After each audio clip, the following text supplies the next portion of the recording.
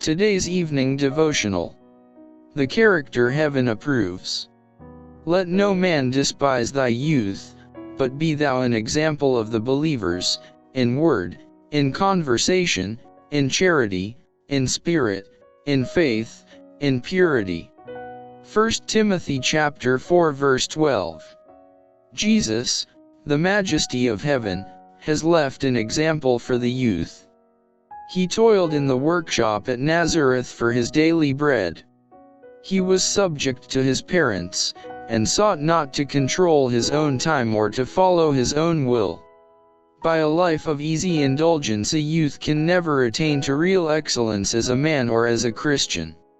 God does not promise us ease, honor, or wealth in His service, but He assures us that all needed blessings will be ours, with persecutions, and in the world to come, life everlasting.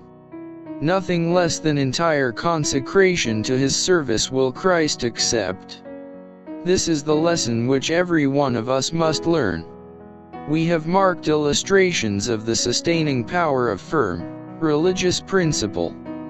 The gaping lion's den could not keep Daniel from his daily prayers, nor could the fiery furnace induce Shadrach and his companions to fall down before the idol which Nebuchadnezzar set up.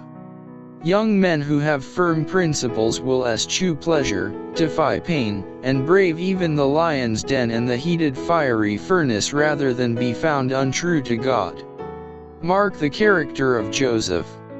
Virtue was severely tested, but its triumph was complete. At every point the noble youth endured the test. The same lofty, unbending principle appeared at every trial. The Lord was with him, and His word was law. Those who study the Bible, counsel with God, and rely upon Christ will be enabled to act wisely at all times and under all circumstances. Good principles will be illustrated in actual life.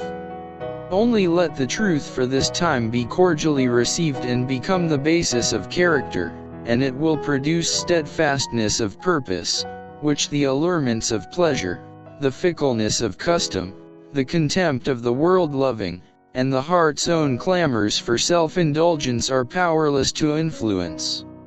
Conscience must be first enlightened, the will must be brought into subjection.